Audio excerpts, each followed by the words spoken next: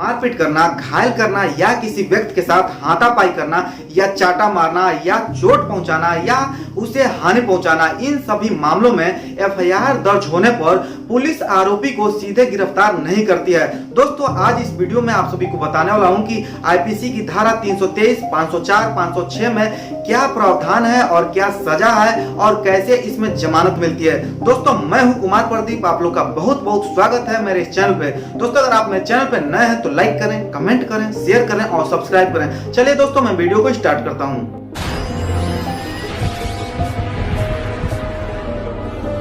दोस्तों, साधारण मारपीट के केस में धारा 323 के तहत केस दर्ज होता है। इसके लिए अदालत के आदेश के बाद पुलिस केस को दर्ज करती है। अगर किसी के साथ कोई मारपीट करता है तो पीड़ित को पहले एमएलसी करा लेनी चाहिए, यानी मेडिकल लीगल सर्टिफिकेट, जिससे जब कोर्ट में शिकायत की जाए तो सबूत के तौर पर सर्टिफिकेट दिखाया जा सके। एमएलसी मारपीट के बाद किसी भी डॉक्टरी से कराई जा सकती है। दोस्तों, अगर कोई व्यक्ति किसी दूसरे व्यक्ति के साथ हाथापाई या मारपीट या दुर्व्यवहार करता है या उसे चोट पहुंचाता है तो यह मामला आईपीसी की धारा 323 के तहत आता है। यह अपराध जमानतीय और समझौतावादी है। साथ ही इस धारा के अंतर्गत पुलिस किए गए अपराध का सीधे सीधे संज्ञान नहीं ले सकती है, अर्थात पुलिस बिना न्यायालय के वारंट के अभियुक्त को गिरफ्तार नहीं कर सकती है। आरोपी को अगर दोषी करार दिया जाता है तो उसे अधिकतम 1 वर्ष तक का कारावास या जुर्माना या दोनों हो सकते हैं। इस दावा के दौरान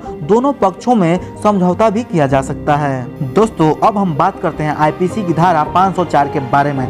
जब कोई व्यक्ति किसी दूसरे व्यक्ति को उकसाने के इरादे से जानबूझकर उस व्यक्ति का अपमान करता है तो उसका यह अपराध भारतीय दंड संहिता के अनुसार धारा 504 के अंतर्गत आता है।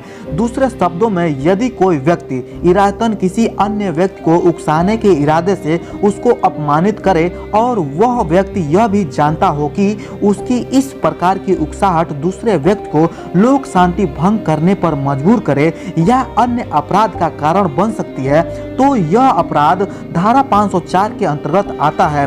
भारतीय दंड संहिता की धारा 504 के अंतर्गत अपराधी को एक अवधि के लिए कारावास की सजा निर्धारित की गई है, जिसे 2 वर्ष तक बढ़ाया भी जा सकता है या आर्थिक दंड भी, या दोनों से दंडित किया जा सकता है। दोस्तों, अब हम बात करते हैं आईपीसी की धारा 506 के बारे में। धमकी के लिए दंड।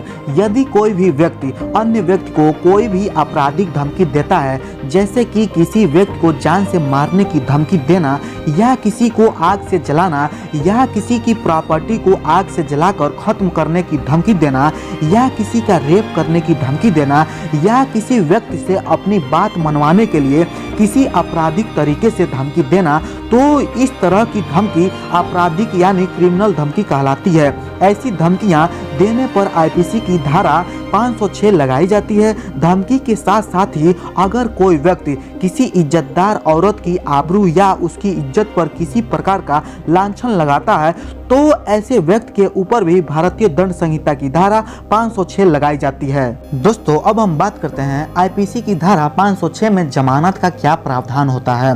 भारतीय दंड संहिता की धारा 506 में वर्णित अपराध यह एक गैर संज्ञेय अपराध है। इस अपराध में किसी भी आरोपी को जमानत प्राप्त हो सकती है। अगर कोई व्यक्ति किसी अन्य व्यक्ति को साधारण आपराधिक धमकी देता है तो यह किसी भी श्रेणी के मजिस्ट्रेट द्वारा विचारणीय होता है, और यदि मृत्यु या गंभीर चोट की धमकी दी जाती है तो यह केवल और केवल प्रथम श्रेणी के मजिस्ट्रेट द्वारा विचारणीय होता है। इस अपराध में यदि पीड़ित व्यक्ति चाहे तो आरोपी के साथ समझौता भी कर सकता है, लेकिन पीड़ित व्यक्ति को यह समझौता मजिस्ट्रेट के सामने करना होता है। दोस्तों, अब हम बात करते हैं और जानते हैं कि आईपीसी की धारा 323, 504, 506 में एक वकील की आवश्यकता क्यों होती है।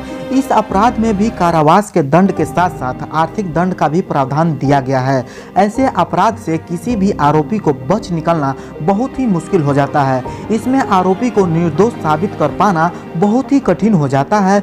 ऐसी विकट परिस्थिति से निपटने के लिए केवल एक आपराधिक वकील ही ऐसा व्यक्ति हो सकता है जो किसी भी आरोपी को बचाने के लिए उचित तरीके से लाभकारी सिद्ध हो सकता है।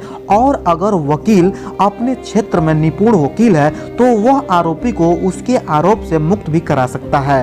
और ऐसे आपराधिक धमकी जैसे बड़े मामले में ऐसे वकील को नियुक्त करना चाहिए जो ऐसे मामलों में पहले से ही पारंगत हो और धारा 323, 504, 506 जैसे मामले को उचित तरीके से सुलझा सकता हो, जिससे आपके केस को जीतने का अवसर और भी बढ़ जाता है। दोस्तों, आज आपने जाना कि धारा 323, 504, 506 में क्या प्रावधान है, क्या सजा है और कैसे इसमें जमानत मिल सकती है। दोस्तों, मैं आशा करता हूं कि आज का वीडियो आप लोगों को पसंद आया होगा। दोस्तों, अगर आज का वीडियो आप लोगों को पसंद आया हो तो लाइक करें, कमेंट करें, शेयर करें और सब्सक्राइब करें। दोस्तों, अगर आपके मन में कोई भी डाउट हो, कोई भी सवाल हो तो मुझसे कमेंट करके पूछ सकते हैं। आप लोग का बहुत बहुत धन्यवाद। जय हिंद, वंदे मातरम।